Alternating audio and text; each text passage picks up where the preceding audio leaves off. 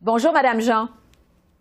Bonjour, Esther. Vous êtes née en Haïti, c'est le pays de vos racines, un pays que vous connaissez très bien, où vous avez encore des attaches. Je vous demanderai d'abord comment vous réagissez, vous, à cette grave crise humanitaire, crise politique, crise sociale que traverse Haïti actuellement?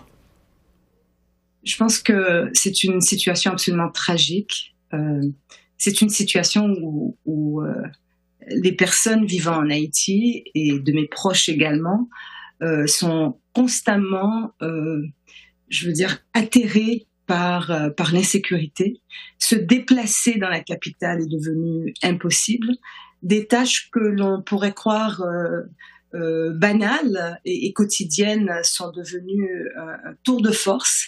Les organisations criminelles ont pris totalement le contrôle de la capitale. Le kidnapping est devenu une plaie terrible et personne n'est à l'abri. Moi, je suis en contact quotidien avec Haïti. Je suis capable d'en sonder le drame et c'est, je n'ose pas dire désespérant, mais gravissime. On est face à une situation, je dirais aussi, de non-assistance à personne en danger. On sait, Madame Jean, que le Canada subit actuellement de la pression de la part des États-Unis, notamment, pour prendre le contrôle d'une intervention militaire internationale pour permettre l'aide humanitaire et tenir aussi des élections en Haïti. Qu'est-ce que vous pensez, vous, de cette idée d'une intervention militaire qui serait dirigée par le Canada? Écoutez, je comprends que la communauté internationale est embarrassée. Le secrétaire général de l'ONU a même récemment demandé, lors de la toute dernière réunion du Conseil de sécurité, d'envisager le déploiement de troupes, d'une force internationale pour établir l'ordre et la sécurité.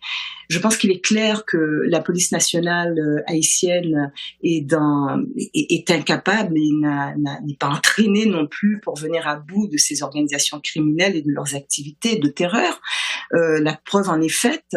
Elle est aussi fortement infiltrée, cette police, et c'est le grand drame. Vous savez que l'un des principaux chefs de gang en Haïti, le fameux cerisier surnommé Barbecue, en raison de sa façon de semer la terreur par le feu, les armes, le viol, est un ancien de la police nationale. Donc vous imaginez. Et bon, les États-Unis ont essayé de convaincre le Canada d'assumer ce leadership et de mobiliser d'autres pays de la région, peut-être pour cette tâche, je dirais, de rétablissement de l'ordre. Le Canada est réticent à le faire. Et les Haïtiens se méfient également. Vous savez, la mission internationale des Nations Unies pour la stabilité en Haïti s'est soldée par une catastrophe. Elle a été un échec et on s'est même retrouvé, en raison de la promiscuité de toutes ces troupes envoyées en Haïti, avec une épidémie gravissime de choléra, un mal qui n'existait pas dans le pays, et l'ONU a dû admettre que le choléra avait été introduit aussi par certains régiments de la MINUSTAH, donc de cette mission. Donc, et en même temps, les Haïtiens se disent qu'il faut une solution plus durable, parce que une fois la MINUSTAH sortie du pays, je veux dire, le problème est resté entier. Donc, une police nationale qui n'est pas en mesure, ni entraînée pour régler la crise, en venir à bout, je pense que on en est certainement face à l'évidence qu'Haïti ne peut pas s'en sortir seul. Et voilà, et qu'il va falloir un soutien international à cet égard. Mais il faut terminer les termes. Oui, c'est ça. Parce que le premier ministre Trudeau affirme que son gouvernement va agir sur la base de la volonté des Haïtiens. Qu'est-ce que souhaitent justement les Haïtiens? La solution passe par quoi, selon eux? Alors, formellement, il faudrait que le premier ministre en fasse la demande. Le premier ministre Ariel Henry, qui, comme on le sait, a été installé par la communauté internationale. Il n'est pas élu. Il avait été, envisagé de servir comme premier ministre du président Jovenel Moïse juste avant son assassinat, mais il n'est jamais entré en fonction à ce titre. Donc, il en a fait la demande. La demande n'a pas été nécessairement reçue, comme on le sait, ni par le Conseil de sécurité. Il n'y a pas eu de réponse favorable à cet égard. Et je dirais que les Haïtiens eux-mêmes, je le disais tout à l'heure, se méfient parce que dans leur histoire, ils ont connu une occupation américaine. Ouais. Et aussi, il y a une érosion de la confiance envers la communauté internationale. C'est-à-dire que les Haïtiens ne veulent pas nécessairement voir...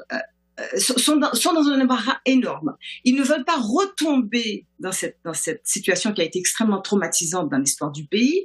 Et en même temps, ils se retrouvent complètement exposés à une situation d'insécurité gravissime. Mm-hmm. Donc, ce que la société civile dira très souvent, parce qu'il y a eu quand même, après l'assassinat de Jovenel Moïse, du président Moïse, une mobilisation de la société civile pour une option de sortie de crise avec un mécanisme en s'adossant un peu à certaines directives inscrites dans la Constitution haïtienne, de formation d'un gouvernement de transition qui organiserait les élections et aurait la crédibilité pour le faire.